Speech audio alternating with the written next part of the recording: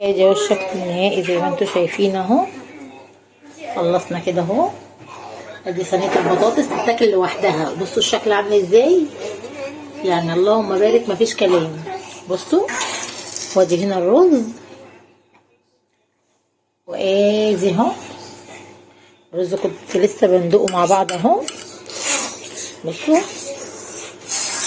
بصوا حاجه مفيش كلام تاني.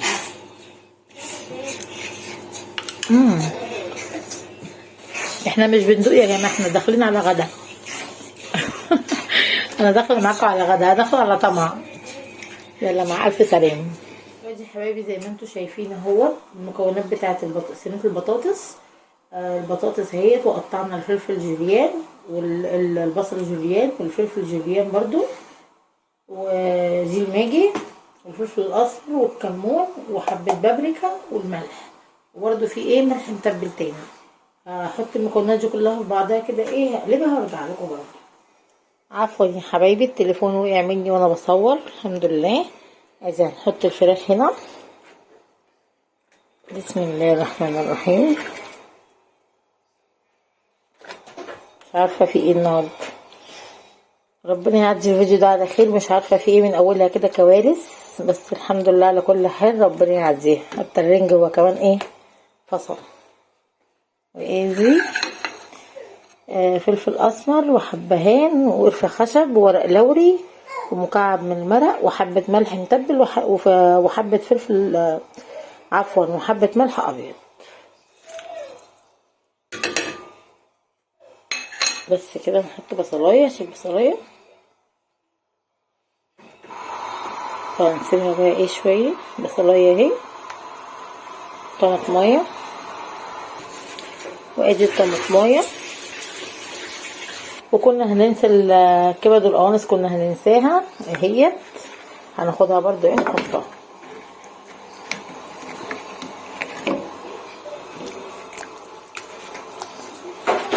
بس كده. اللهم صل وسلم وبارك عليك يا رسول الله. ازيكم حبايبي، عاملين يا صباح النور والسرور على احلى اخوات ومتابعين في الدنيا كلها، ويا مساء العسل والورد عليكم لو على حسب الفيديو ما هينزل لكم. النهارده زي ما انتم شايفين هنعمل صينيه بطاطس بالفراخ. وهنعمل شويه رز كده مع بعض. ادي الفراخ هنا غسلتها، ودي كده كبدايتين او نصين كده، هو الراجل زود لها بيهم بس قلنا ماشي مش مشكله. وادي البطاطس اهيت والبصل، وادي الفلفل، وادي دي المكونات بتاعه الفراخ. هنحط مع بعض الفراخ اهي اللي انا غسلاها ومصفياها، وسايبه بس البطاطس بتتنقع في الميه علشان ما تغمقش زي ما انتم عارفين. خليكم معانا. ادي اهو الميه غليت مننا. عفوا. ادي حبايبي اهو نحط البصل،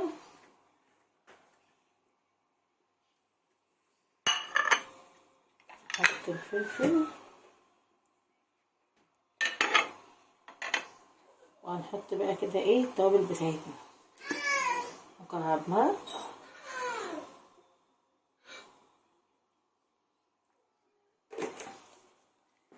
هنحط التوابل، فلفل اسمر، كمون،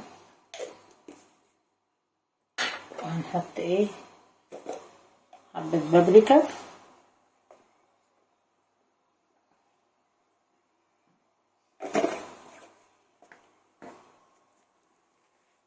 بلاش ملح ابيض، هنحط ملح متبل. ملح متبل، متكتريش برضه عشان ما تحدقش منك، ولو بس اهو جنبيكي تحطش اللي انت عاوزاه. تمسكيها بقى كده تديها تقليبه تمام قبل ما تحطش الطماطم بتاعتك. خلي كله ياخد من بعضيه، وفي النهايه خالص الطماطم والسمنه. ادي يا حبايبي اهو قلبتها زي ما قلت لكم. بصوا ما شاء الله خليناها عامله ازاي. قلبنا كله في بعضيه كده، تمسكيه تدعكيه كده عشان ايه التوابل كله يخش في بعضيه، التوابل في التتبيله في البصل في كله. وهننزل بقى بالطماطم،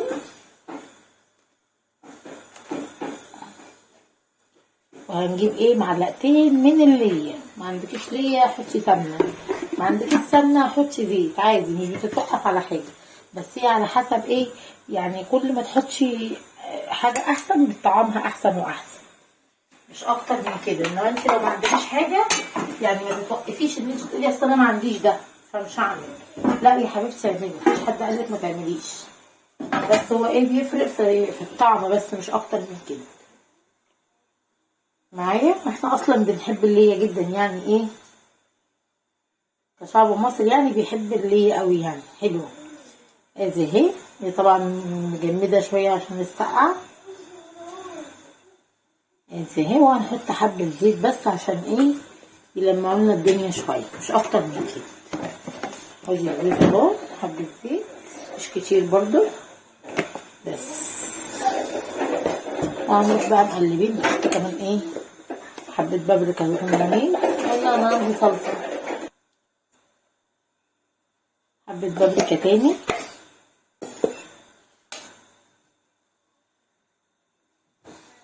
بس كده، وهتاخد غلوه. وبعد كده نحط لها ايه كبشتين من الشوربه بقى بتاعت الفراخ.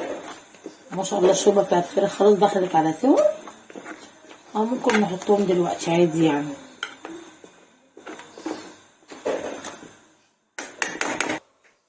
وادي يا حبايبي اهي الشوربه ما شاء الله زي ما انتم شايفين الوش بتاعها عامل ازاي.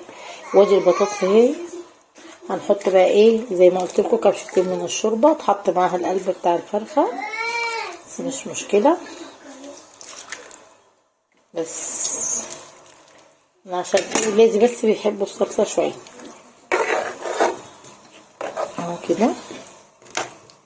وطبعا انتوا عارفين ان الصواني دي ملهاش غطيان، اي صواني بيضاوي كده، فهنحط لها ايه ورق فويل بس كده.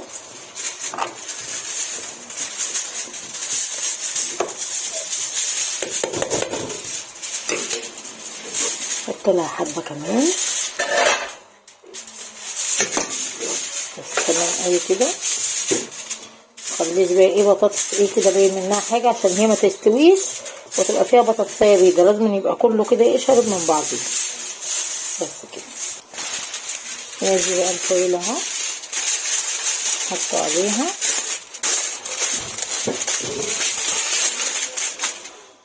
ادي اهو زي ما انتوا شايفين كده خلاص اهو خلصنا اهو. هنسيبها بقى ايه تستوي براحتها، بس قبلها عشان ايه لا قدر الله ما تتسربش من الجوانب هننفذ بس ايه الورق الفويل شويه بس كده. نقلت الفراخ على العين دي علشان تكمل سواها براحتها. وادي البطاطس هنا، وهنعمل بقى رز دلوقتي، خليكم معايا. ودي كده يا حبايبي اهو. هنحط بقى ايه زي ما قلت لكم، بصوا مش كتير يعني، نص معلقه ليه للرز وحبه زيت بس كده.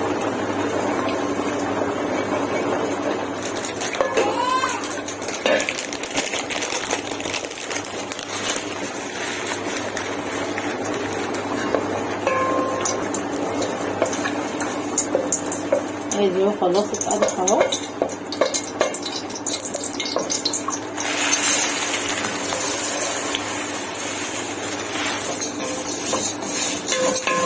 نحمر الرز، هنحمر الشعريه بقى، وغسلين الرز برضه جامد معانا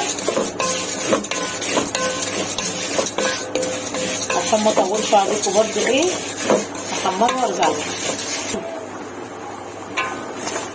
ودي يا حبايبي هي كده ايه مرت معانا. ننزل بقى ايه كده بالشعريه، هننزل بالرز عفوا، هي الشعريه وننزل بالرز بس كده.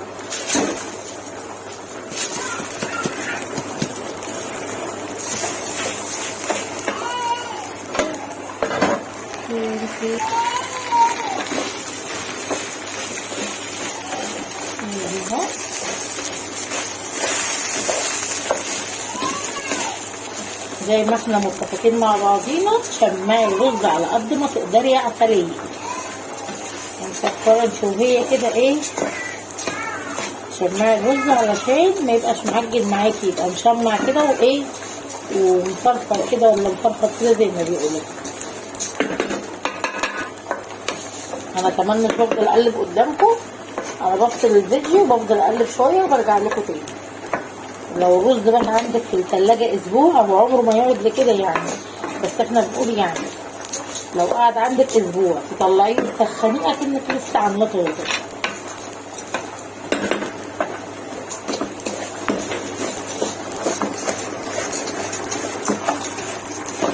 ودي الفراخ خلاص انا مغطيه عليها شعرايه، انا خلاص يا دوبك هقفل عليها. والبطاطس برضه هنشوفها مع بعض عشان خلاص كده دخلت على سوا. هندخل البطاطس والفراخ مع بعض الفرن سوا. نخش بس الرز الاول. بسم الله الرحمن الرحيم. هننزل بالشوربه اهي.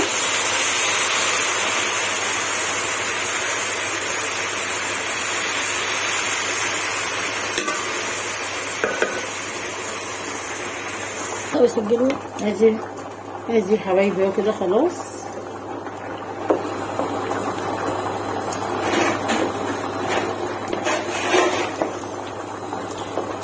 خلصنا كده خلاص اهو.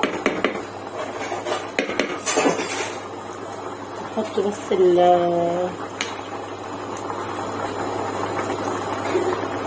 تمام. عايز بس ايه سنة ملح بسيطة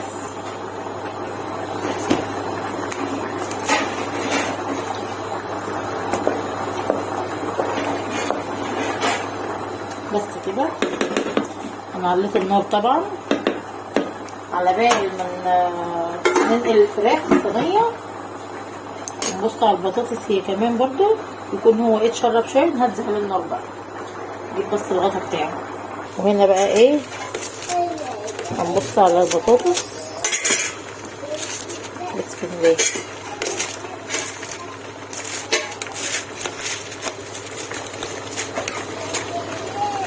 طبعا البخار بيلسع اكتر من النار نفسها، ربنا يكفينا شره يا رب.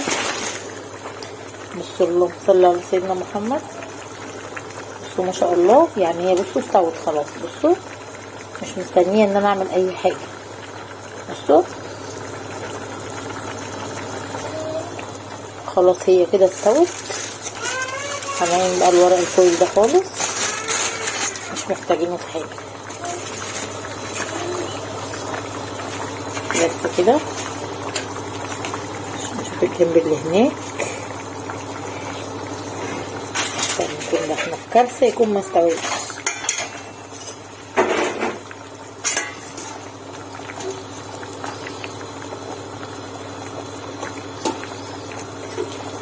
لا استوى. لا استوى برضه. ماشي تمام الحمد لله. هقول لكم بقى هنعمل ايه. ادي كده اهو يا حبايبي زي ما انتم شايفين. هندخلها بقى الفرن، بس قبل ما ندخلها الفرن هنعمل ايه حاجه كده ايه حلوه. ادي الفراخ اهي طلعناها. هنحط عليها بقى كده ايه حبه صلصه تدينا لون.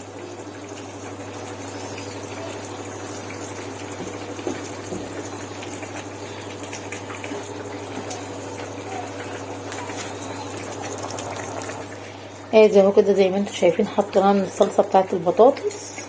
وادي البطاطس اهي هندخلها الفرن هي كمان. خلاص على كده. هنشوف الرز بقى. وادي هنا هنبص على الرز بالمره زي ما احنا ايه متفقين. هو الوش مستواش قوي انما من تحت استوى، فلو قعدنا جنب الوش لا قدر الله هيتلت مننا من تحت. بصوا شايفينه ما شاء الله عامل ازاي.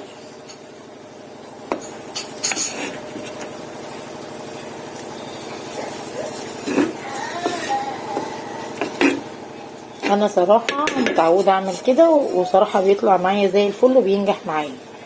معرفش بقى حضراتكم هتعجبكم الفكره دي ولا لا، بس انا متعوده عليها، وتطلع الرز معايا زي الفل الصراحه يعني اللهم بارك، بتخليه في منتهى الجمال.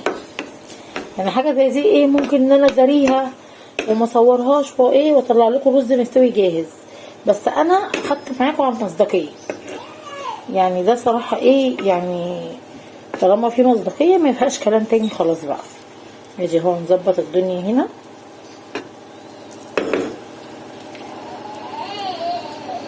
بس كده خلاص. بصوا عاملين ازاي ما شاء الله، ده البخار كمان مش باينه قوي.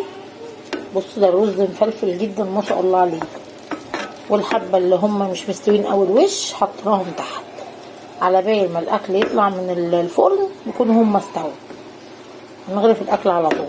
بس يا حبيبتي بنتي بتنفخ البخار عشان ايه بنفك كده يعني ايه الاكل، يعني انا عشان بقول البخار مداري فهي يعني ايه شايفه ان البخار مضايقني فعماله تنفخ فيه عشان يبعد شويه.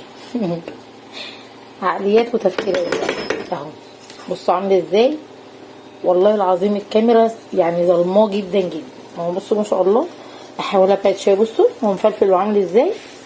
اخر بقى حبه دول اللي بقول لكم عليهم هنسيبهم يكون ايه اللي في الفرن طلع يكون هو كمل سواه بس كده. ادي حبايبي طلعنا البطاطس اهو، وبنحط اللي هي الخشبه دي علشان خاطر بس مش عارفه اسمها ايه، علشان خاطر بس ايه نحمي الرخام عشان لا قدر الله ما يحصلهاش حاجه. انتوا عارفين ان الرخامه غاليه والحاجه اصلا كلها بقت غاليه الحمد لله. ادي هنا اهو زي ما انتوا شايفين فراخ اهي، وادي البطاطس. نعمل بس ايه اخر تكايه، خليكم معايا. ادي يا حبايبي اهي التكايه اللي قلتلكوا عليها. حطيت ايه فحمايه على النار اهي، نحط ايه حبه صغيرين جدا جدا من الزيت.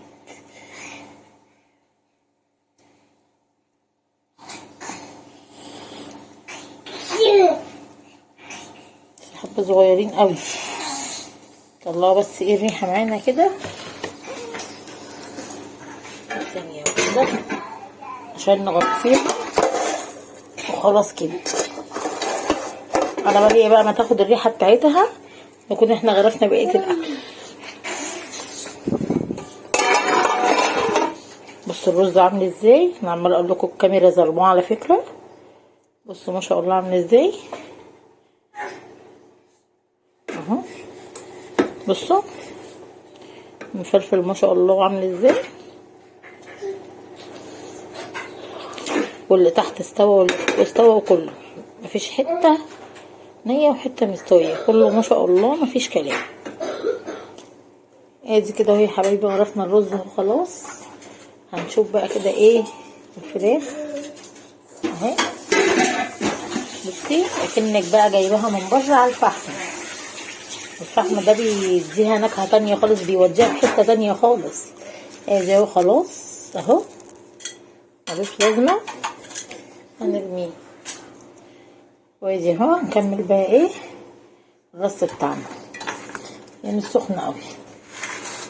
احلى حاجه في الاستانلس ان هو بيعزل السخونيه بسرعه يعني.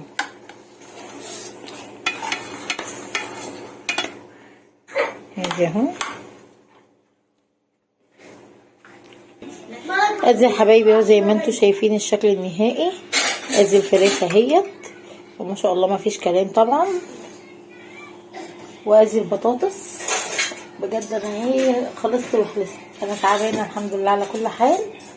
الهبوط اللي بقول لكم عليه برده الدكتور بيقول لي عشان انتي مش بتاكلي كويس مش منتظمه في الاكل بتاعك فهو ده اللي بيعمل لك هبوط، وانا برده يعني ما فيش فايده الحمد لله على كل حال. هنغرف بقى البطاطس مع بعض.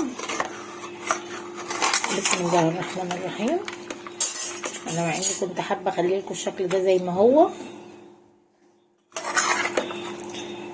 بس ايه علشان ايه هيتعشوا. ده على فكره عشاء مش غدا. انا اخرت في الاكل بتاعي شويه لان انا يعني لحد اخر لحظه وما كنتش قادره اعمل الاكل الصراحه. بس الصراحه قلت يعني انا مش هعمل اكل هياكلوا ايه طيب، وهنبعت نجيب من بره مش هينفع. لو جبنا هنجيبه فطار ولا غدا ولا عشاء فمش هينفع. فطار عدى والحمد لله، يبقى فطار ولا غدا كده الحمد لله عملنا الاكل. احنا كان عندنا بواقي سمك اتغدوا منها الحمد لله. وادي زي ما انتوا شايفين ايه عملت بقى دجي معاهم عشاء الحمد لله. زي ما انتوا شايفين الرز اهو، بصوا اللهم بارك عامل ازاي. وادي الفراخ بصوا بصوا ما شاء الله عامله ازاي. بصوا طيبه ومفيش كلام اهو. بصوا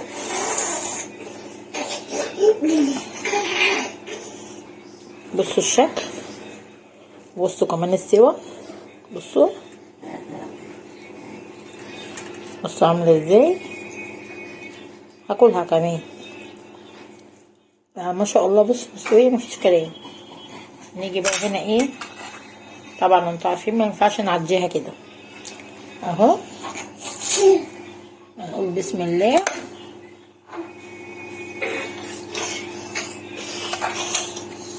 مش عايزاها كلها عشان ما بهدلش الطبق. وادي تيجي كده على جنب.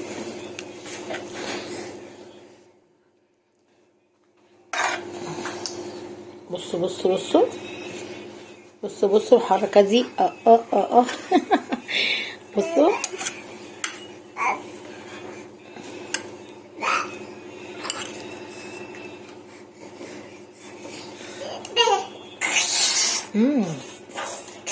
بجد ما شاء الله الاكل جميل جدا، وخاصه لما بيبقى على جوع بيبقى احلى بكتير طبعا.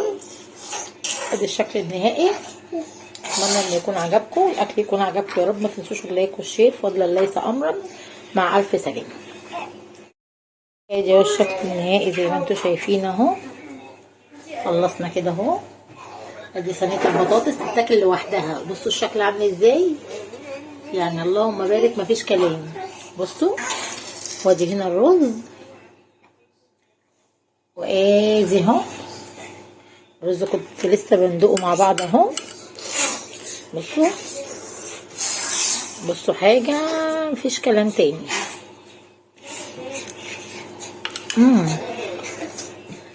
احنا مش بندوق يا جماعه، احنا داخلين على غدا. انا داخله معاكم على غدا، داخله على طمع. يلا مع الف سلامه.